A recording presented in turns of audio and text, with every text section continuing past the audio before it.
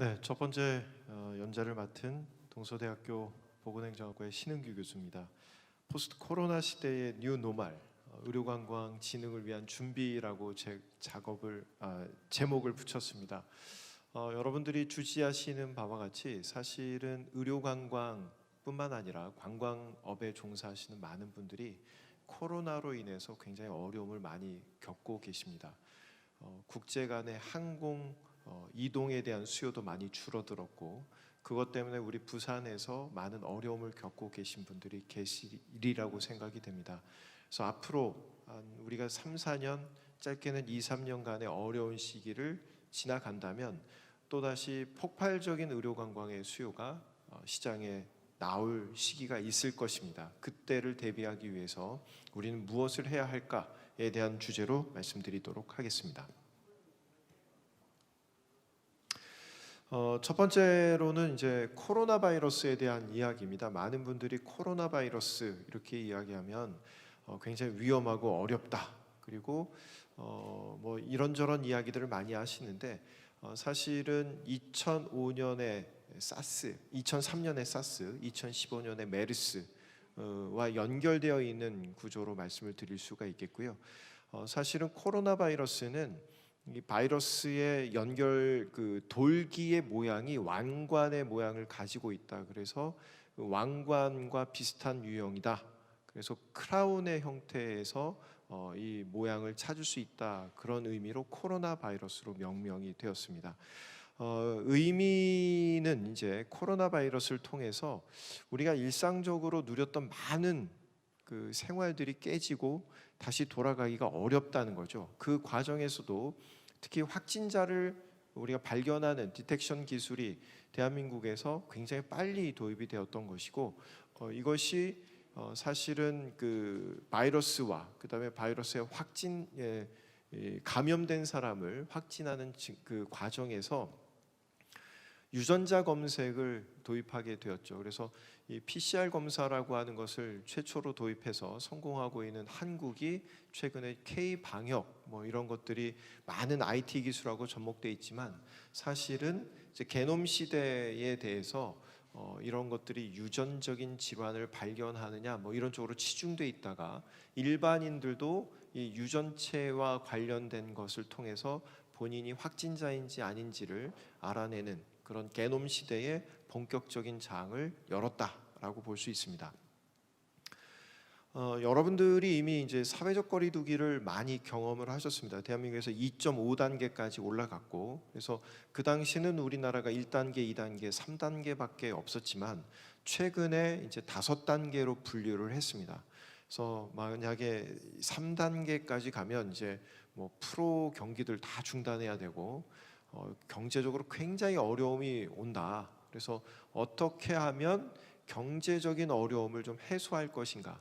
그래서 중세 유럽에서 패스트로 사망한 사람도 있었고 많은 감염병 질환이 있었지만, 사실 그런 감염병 질환을 겪어내는 과정에서 질환으로 직접 사망 원인을 가지고 있는 분들도 상당하지만, 또 그에 못지않게 그런 많은 그 생활에 제약이 있으면서 굶주림과 아사, 그리고 그런 것으로 비롯된 영양 상태의 결핍이 또 다른 사망 원인으로 작용했다라는 것을 우리 인류가 확인했습니다. 그래서 어떻게 하면 보다 체계적인 방역을 할 것인가, 그래서 보다 구체적인 행동 지침을 반영한 5단계의 사회적 거리두기를 우리나라에서는 실천하고 있습니다. 이런 것들은 이제 본격적으로 코로나를 통해서 새롭게 맞이한 시대의 행동 지침이 이전으로 완전히 돌아가기는 어렵다. 그리고 이제 이것을 우리가 받아들여야 된다라는 의미로 많은 사회학자들이 이런 것이 바로 뉴 노멀이다라는 시대적 정의를 내리고 있는 그런 상태입니다. 이것을 통해서 사실은 코로나를 통해서 감염자도 감염자지만 사실은 뭐 통계적으로 보면요, 사실 우리나라에서 독감으로 사망하시는 분들이 연 한 1,000명 정도가 되었다고 합니다. 그러니까 코로나 바이러스가 우리나라에 이제 들어온 것이 1년 가까이 되고 있는데 코로나 바이러스의 직접적인 사망자 수가 다른 나라에 비해서 현격하게 작은 것도 사실이고, 그것을 우리가 안도해서는 안 되죠. 사실 거기에는 많은 의료진들의 수고와 헌신이 있었기 때문에 우리나라가 그렇게 잘 막아낸 것이지, 코로나 바이러스의 사망자 수가 일반적인 독감 사망자 수보다 적다, 그래서 우리가 안심할 수 있다, 이렇게 이야기할 수는 없습니다. 그만큼 많은 헌신과 노력을 기울이신 방역 현장의 의료진 분들께 다시 한번 감사를 표합니다. 문제는 그런 것들을 떠나서 이제 경제적인 영향을 일반인들도 체감한다는 것이죠. 도입부에 말씀드린 것처럼 관광 분야에서 종사하시는 분들은 진짜 이제 먹을거리의 걱정을 하실 수밖에 없습니다. 그리고 또 다시 이제 두드러지는 문제들이 이제 택배에 대한 주목이 생기면서 택배업에 종사하시는 분들의 문제들이 또 다른 사회 문제로 거두되고 있습니다. 그래서 OECD의 경제 성장률 전망도 이제 굉장히 암울해지고 있고, 한국의 경제 성장률 자체도 굉장히 어렵습니다. 그래서 많은 그 부산에 있는 경제 전문가들이 부산에 좋은 직장이 없다, 부산에 있는 많은 전문가들이 이제 부산 권역 내 외부로 유출되고 있다, 이런 말들을 하시는데, 그런 말씀들의 저변은 기존에 있는 경제 인프라가 그대로 작동하고 있다는 것을 가정하고 있습니다. 근데 이제 그런 인프라들이 제대로 가동되지 못하고 일반 시중에서 만나는 수요와 공급이 만나는 거래가 활성화되지 않는 측면에서 경제 전망이 굉장히 어려워진다. 이런 경제 전망이 어려워질 때 그래도 인간은 생존해야 되기 때문에 이 생존을 위한 또 다른 거래의 형태가 바뀌고 있다는 것이죠. 그것을 통해서 앞으로 의료관광의 또 다른 어떤 발전 방안, 앞으로의 미래상을 한번 도출해 보도록 하겠습니다. 여러분께 이제 보여드리는 자료는 이제 코로나 바이러스, 우리가 이제 코로나19 이후에 글로벌적인 그 측면에서 보면 9개의 커다란 변화가 예측이 된다라는 것입니다. 그래서 포브스가 발표한 것들을 말씀을 드리면, 이제 일하고 생활하는 방식 자체가 많이 변할 것이다. 그래서 여러분들도 느끼시겠지만, 저도 이제 예전에는 강의실에서 강의했지만 지금은 이제 집에서 강의를 온라인으로 이렇게 진행하는 경우가 있고요.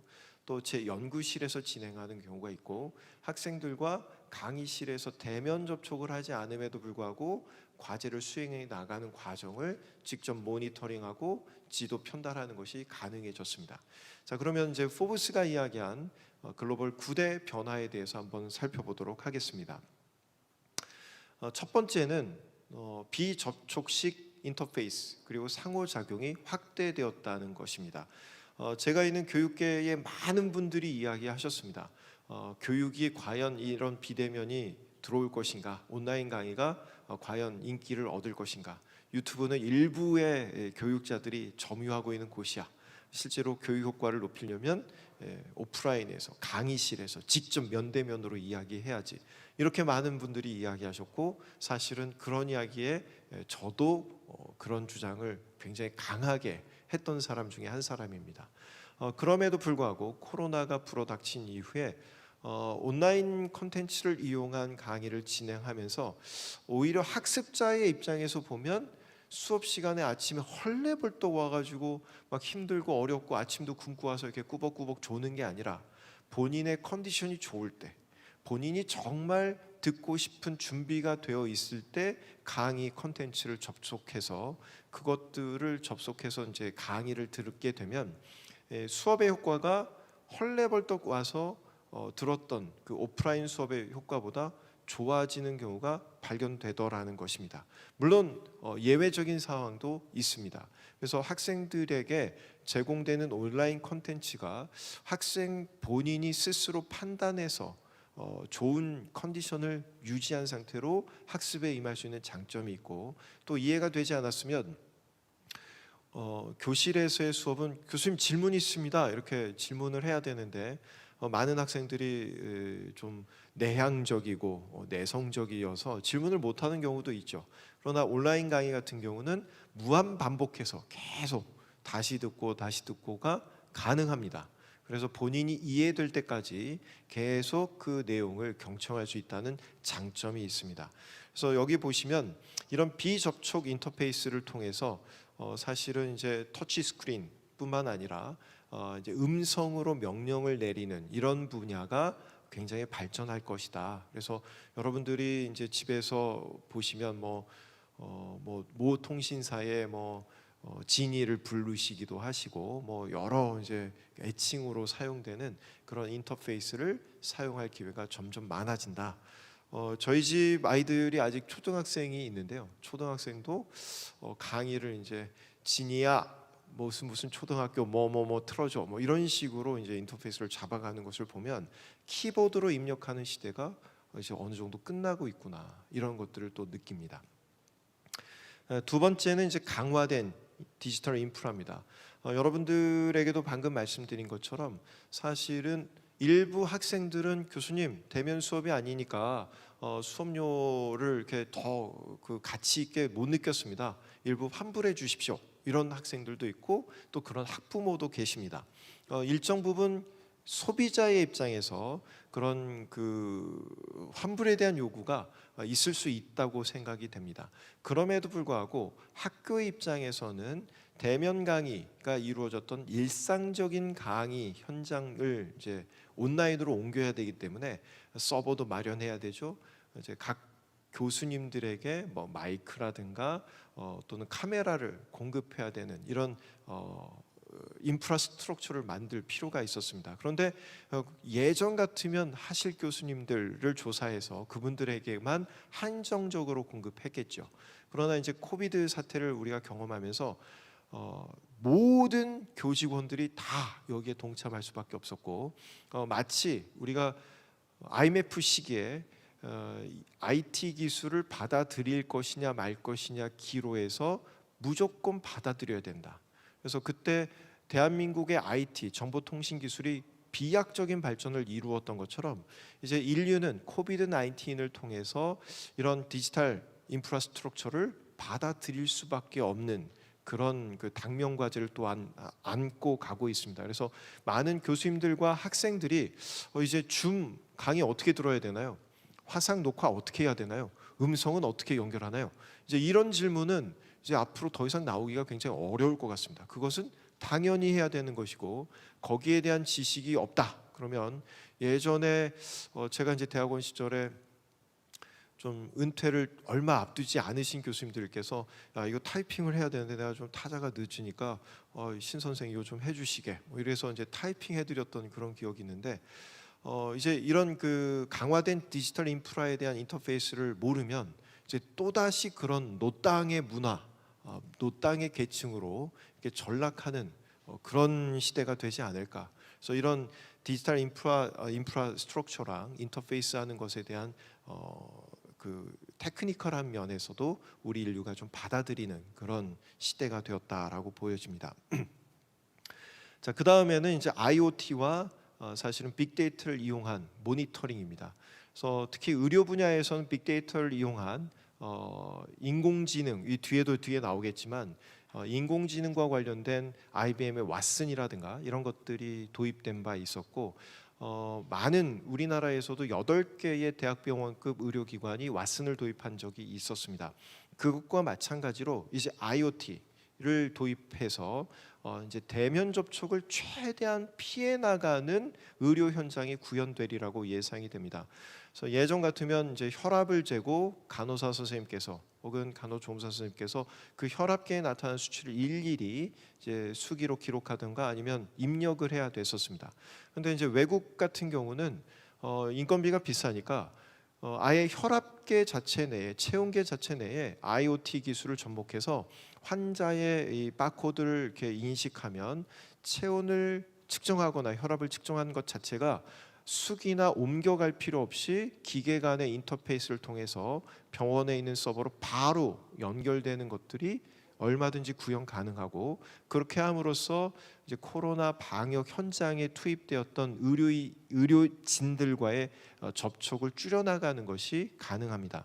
이런 것들은 발병 증상을 보이는 사람들을 회피하기 위한 방법이고, 보다 우리 그 공중이, 우리 대중이 안전을 확보하기 위한 측면에서도 이러한 그 인터페이스 기술이 점점 더 발전하리라고 예상이 됩니다. 그래서 개인 정보를 보호하고 이 데이터를 남용하는 것에 대한 보호 장치가 마련되어야 되는 현장에 있죠. 그래서 마침 다행스럽게 2019년도에 국회에서 개인정보보호법이 이제 논의되고 나름대로 입법화의 그 절차를 거쳐 나가서 성과를 거두고 있습니다. 그래서 이런 전염병 확산 방지를 위해서도 이런 것들이 보다 적극적으로 도입될 필요가 있다라고 보여집니다.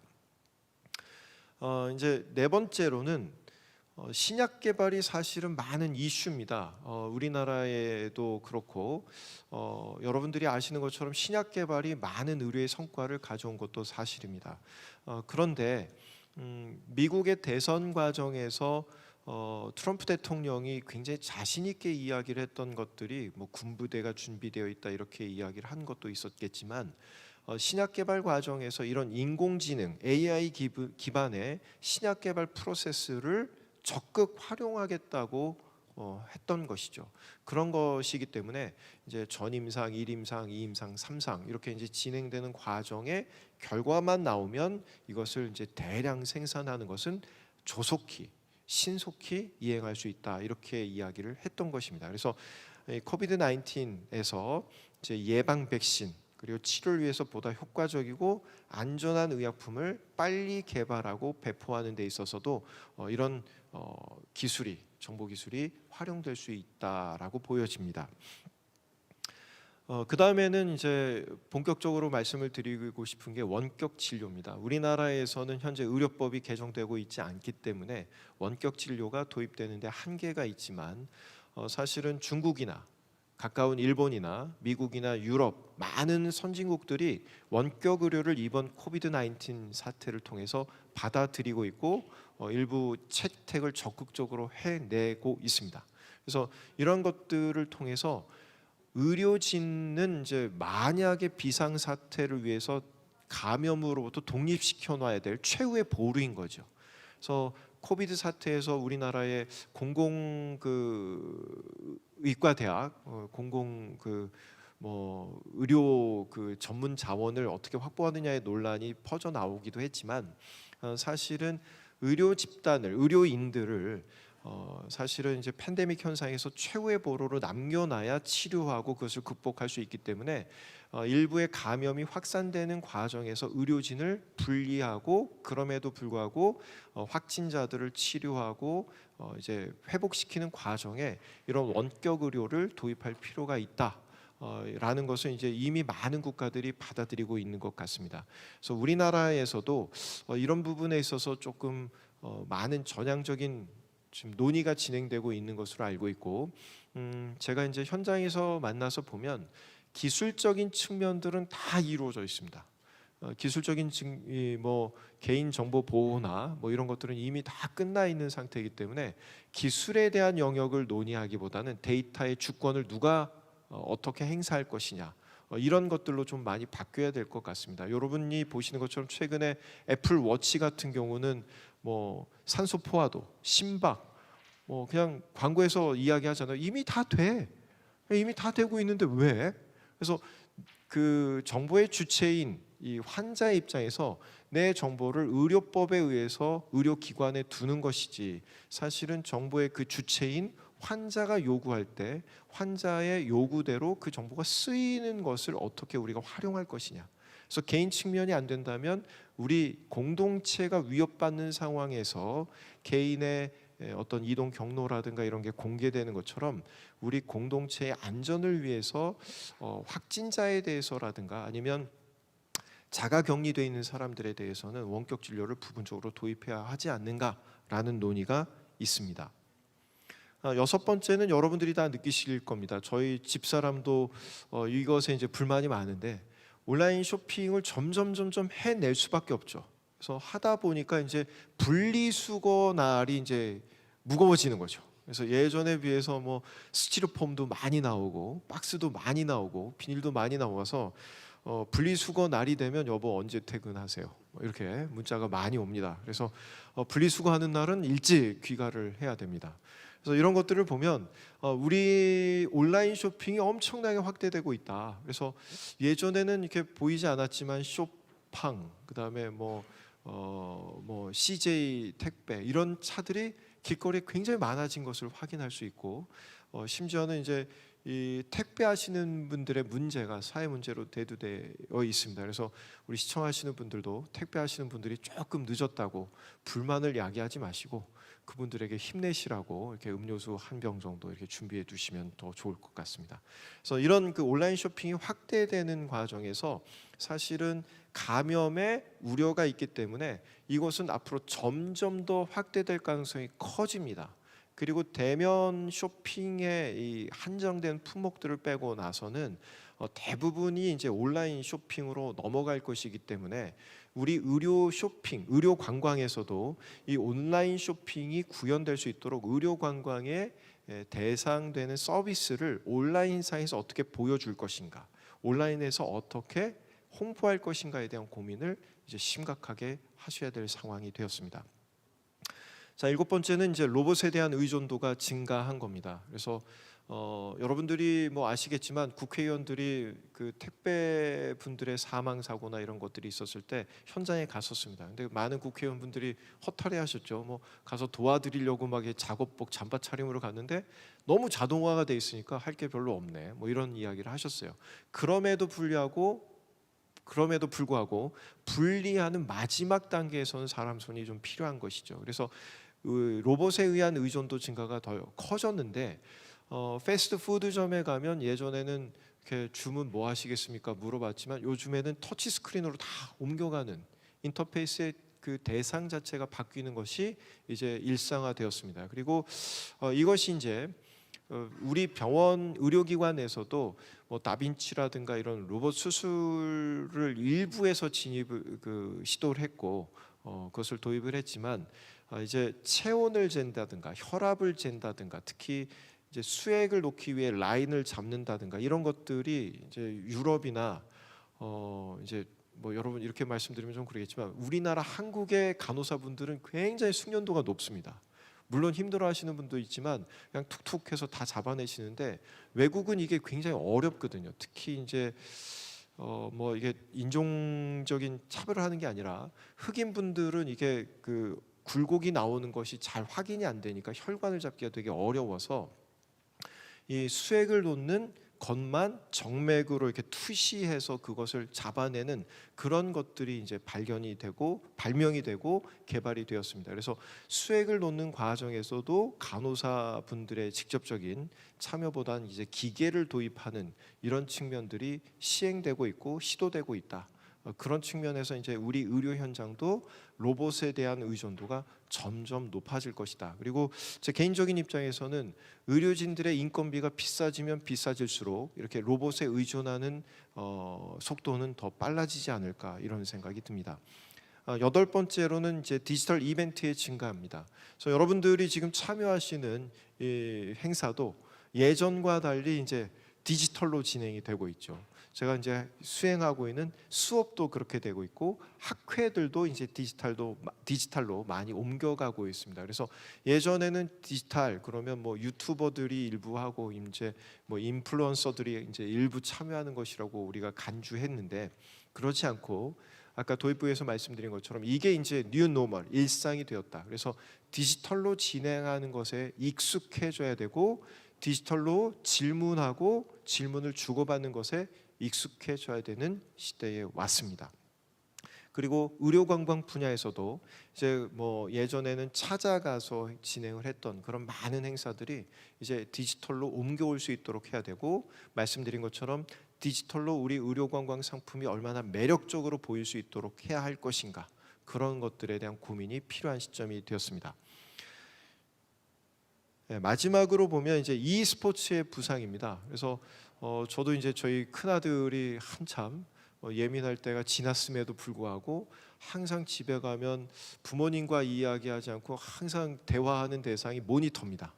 그래서 항상 모니터랑만 대화를 하고 있는 이 아들을 어떻게 할까 고민을 많이 했는데 시대상이 그렇게 흘러가고 있는 것 같고 그 또래들의 문화가 그렇게 정착이 된 것 같습니다. 그래서 예전에는 뭐 프로야구 선수가 될래요, 뭐 이렇게 오프라인에 대한 많은 논의가 있었는데 요즘 청소년들은 이제 e스포츠에 대한 이야기들을 많이 하고 진행합니다. 그래서 이 e스포츠와 관련된 행사들의 노출이 많아짐에 따라서 의료관광에서 제공될 수 있는 상품이나 이런 것들도 이런 e스포츠, 어떻게 하면 무릎 관절을 더 움직일 수 있느냐, 어떻게 하면 심장박동수를 더 회복시켜서 운동의 기능성을 더 높이느냐, 이런 이야기들이 이제 e스포츠의 현장으로 옮겨가는, 이런 연계되는 것으로 이제 새로운 코로나 시대에 준비를 해야 우리가 본격적으로 회복되는 의료 관광에 효과적으로 대응할 수 있겠다, 이렇게 말씀을 드릴 수 있겠습니다. 시간이 되어서 이상 여기서 마치도록 하겠습니다. 감사합니다. 네, 신 교수님 감사드립니다. 그 시간이 조금 경과됐는데요. 그래도 좀 질문을 좀 드리도록 하겠습니다.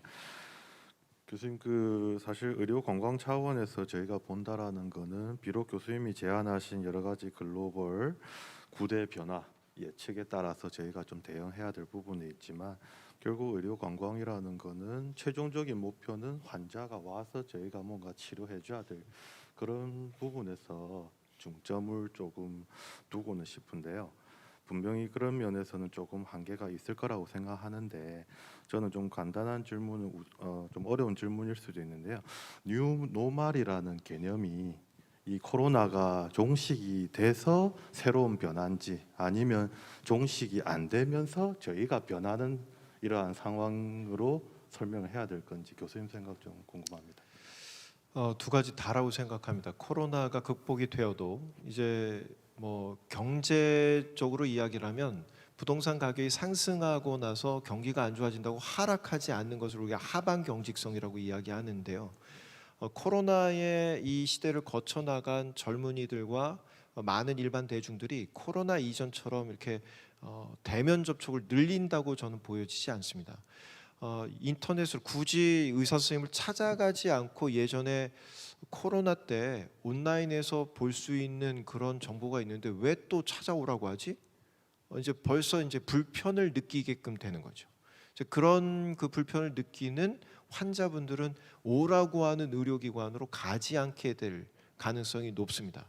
그래서 소비자의 행동론적인 측면에서 봐도 일반 소비자가 편의를 발견한 이후에 불편을 야기하는 쪽으로 옮겨가지 않은 이 행동 변화의 경직성이 계속 유지되리라고 생각이 됩니다. 그래서 코로나가 종식된 이후에도 그 이전의 상황으로 돌아가기는 쉽지 않다. 그런 의미에서 뉴 노멀이라고 말씀드릴 수 있겠습니다.